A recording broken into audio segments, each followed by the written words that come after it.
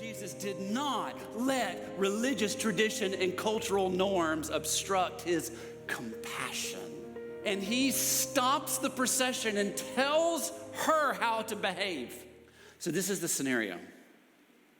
The bereaved widow and mother is walking out in front of the body of her son being carried behind her on a wooden plank by friends and neighbors and family. And as they go, the community is joining in behind them, and they're walking toward and then through the town gate and on their way to the burial site. And this is where Jesus is coming in. And look what happens in verse 13 and 14. When the Lord saw her, his heart overflowed with compassion. "Don't cry," he said. And then he walked over to the coffin and touched it. And the bearers stopped. So because this woman is out in front of the procession, because there's the one, Jesus knows, he sees her first, and he knows that she's involved, right? It would have been very clear by nature of the fact that she's walking out in front, that she's the mother of the dead child on the open coffin behind her. It would have been very clear to Jesus that she was a widow and was now childless, because there's no husband walking beside her and there are no other children walking with her. So just with the glimpse, Jesus, culturally aware, socially aware, reading the room, if you will, recognizes he's got a widow and he's got no husband, he's got no further children, her only child is dead. Jesus is able to read the room, and in this moment, Jesus puts on a display of compassion that breaks cultural and theological protocols. Because in this moment, you saw what he does, right? He speaks to her. He doesn't know, well, she doesn't know this, and from her perspective, he doesn't know her. He doesn't have a relationship with her, and he stops the procession and tells her how to behave. "Don't cry," he said. Then he walks over to the coffin and touches the coffin. So in doing all of this, again, verse 13, overflowing with compassion, Jesus breaks all kinds of cultural and theological protocols, because interrupting a funeral was a blatant breach of Jewish custom and practice. Just imagine what it would look like in our own culture if someone stopped everything that was planned for the visitation or worship service or the interment. Hey, I know y'all like plan this whole thing, but I got to say something. How weird would that be? How inappropriate would that be? And that's exactly what Jesus does. And then he touches the stretcher, this open coffin, which was expressly prohibited by Jewish law, because by doing so, a person would have contracted what the law called corpse uncleanliness, which was the most severe form of ritual impurity. And only those who have to deal with the body were expected to have to expose themselves to this possibility. But Jesus voluntarily walks up to and not only tells her how she should be behaving, but he also touches the coffin, he touches the stretcher, he exposes himself, as far as everyone else knows in this moment, to the uncleanliness, and he makes himself unclean as far as they can tell by touching. And then he instructs this widow not to cry. When cultural norms, not just her own emotions, not just her own feelings, not just the fact that she's in this tragedy that she's in, but cultural norms required her to visibly display grief as she went out. You know, sometimes you'll read in the New Testament, there are other funerals that take place, and Jesus shows up and does this a few times. And sometimes there's flute players and lute players, and there are professional mourners outside the home weeping and crying. They've actually been paid to come by the family and create a grief experience because the cultural norms required it. And yet here is Jesus breaking that cultural and that theological expectations by saying, cease the crying, end the grieving, and he breaches all of these norms in so doing. And why? Why would Jesus risk being perceived as someone who's now unclean? Why would Jesus stop and face the inevitable weird things that come, the social awkwardness that comes with breaching the protocol of stopping the funeral? Why would he do that? The answer is in verse 13. When the Lord saw her, his heart overflowed with compassion. He suffered with compassion. He suffered with this widow to an extent that the cultural and theological protocols meant nothing. Because his love for her, his suffering with her, was more important than what the culture might say you should do in your behavior, right?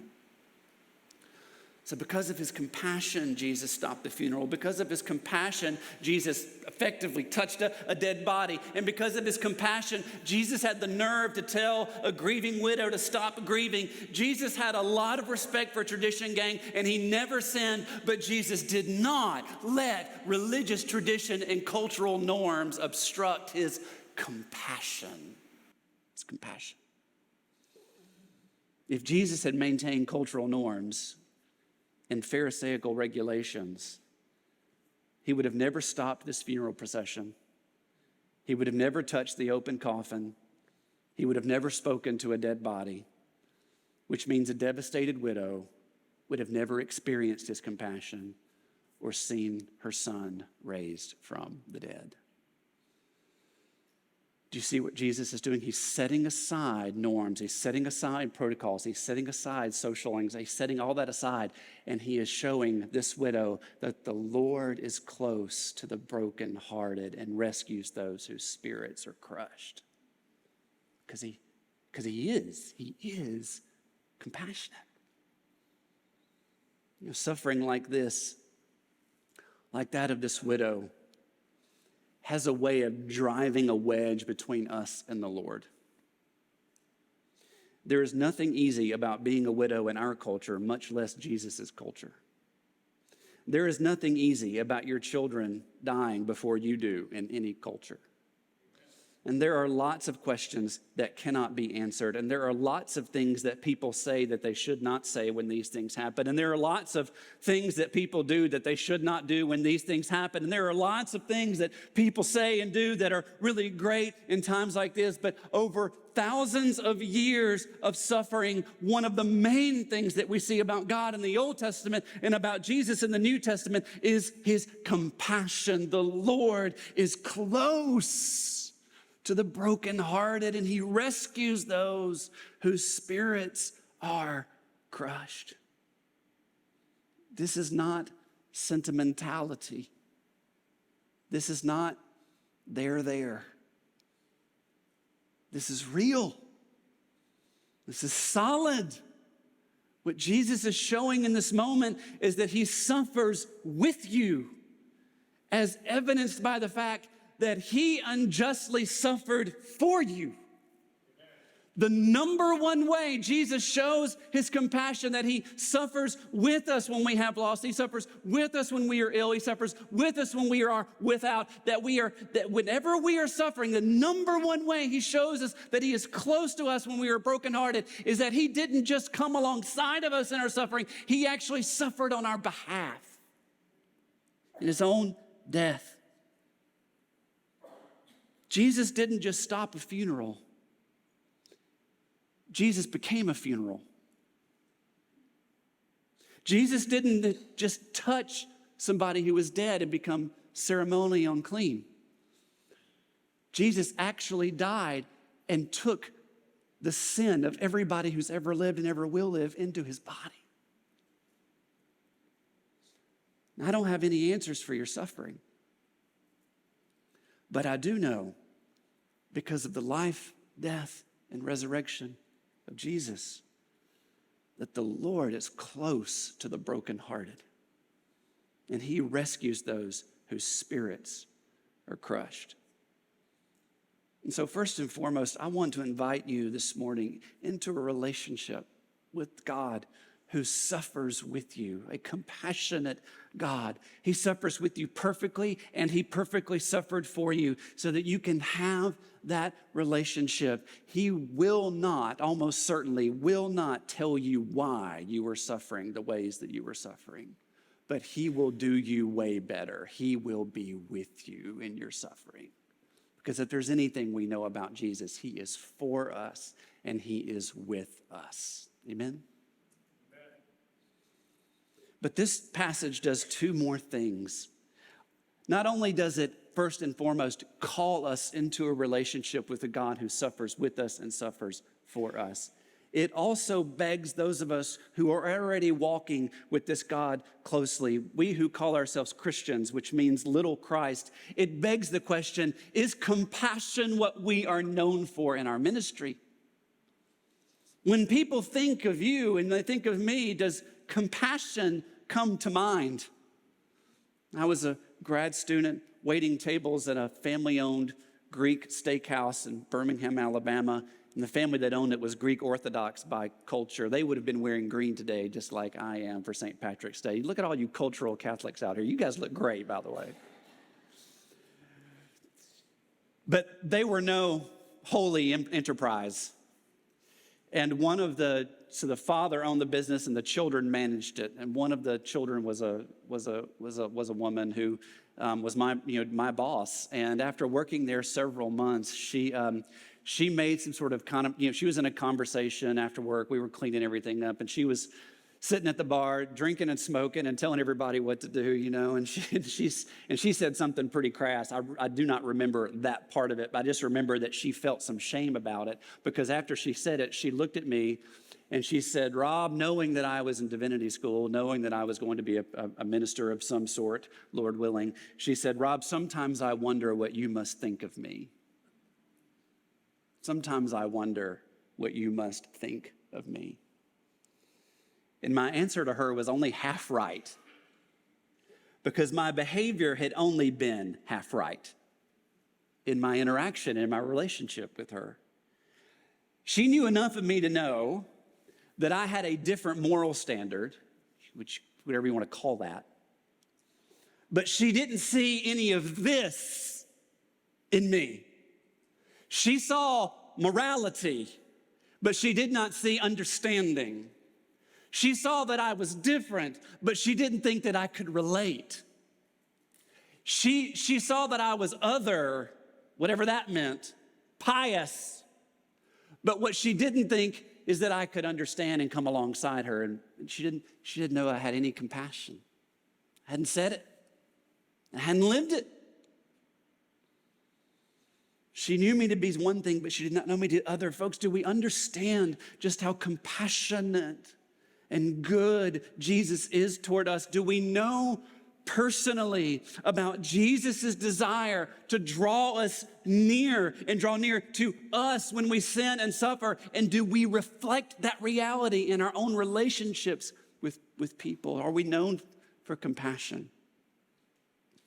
And lastly, also, I think for us as a church, those of you particularly who call yourself Beach Haven family, do we allow traditions or fear to prevent us from acting compassionately? Would we rather adhere to what we know and love at the expense of suffering with somebody who needs to know Jesus? Because compassion cost Jesus something.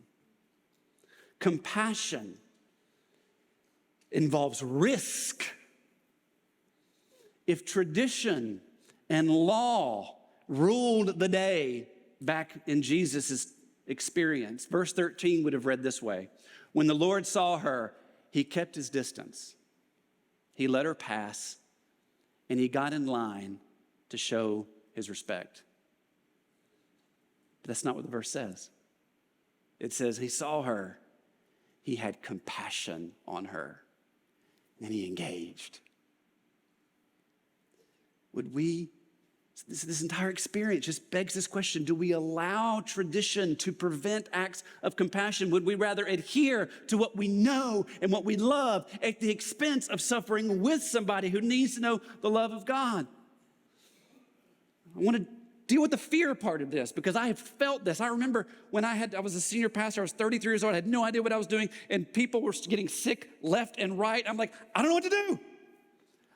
I'm 34 and I've never had a health problem of any, meaningful at all. Like, I don't know how they feel. I can't sympathize. And I'm trying to, I don't know what to do. How can I be compassionate? I don't know what to do. And the fear gets really big in your mind when you're like, somebody's going through something, I don't know what to say. And you get really anxious and fearful. Maybe that's just me, but I think it's probably all of us. Like, when we feel concern for another person's pain or suffering, that's called compassion. When you feel that, you want to, right? But because it's awkward, because there's some traditions, because you don't do anything, and you miss out on an opportunity to be Jesus for somebody. And what I want to encourage you to do is just, even though that's that first step, right? You want to wrestle with your effort to reach out and how that might be received or whatever, and you wonder if by bringing it up or talking with them about it or whatever that you're just going to make the pain worse. And what I would say to you about that is that compassion, when you feel that way, what you're really trying to do is solve their pain because you think that God's put you in the position to fix them. That's how we say it in Mississippi. That we're gonna resolve their issues. But that's not compassion. Compassion is not resolving someone's pain. Compassion is suffering with somebody in their pain. And that's what Jesus had, and that's what you and I are supposed to do. By definition, compassion is suffering with someone. You're not bringing a resolution, you're bringing your presence. You're bringing the presence of God. You're representing the Lord is close to the brokenhearted. He rescues those who are crushed in their spirit. And you, Christian, are the mechanism or the means by which the Spirit moves to make that a reality. Amen. Right? So Jesus' touch on the coffin showed his willingness to identify with this situation and not back away from it. So I think sometimes fear and tradition, fear keeps us from wanting to get engaged, so we just don't say anything. And I want to tell you that most people aren't saying anything, so you have an incredible opportunity by the power of the Spirit to demonstrate the compassion of Jesus and show somebody that the Lord is close. The Lord is close to the brokenhearted, and he saves those who are crushed in spirit.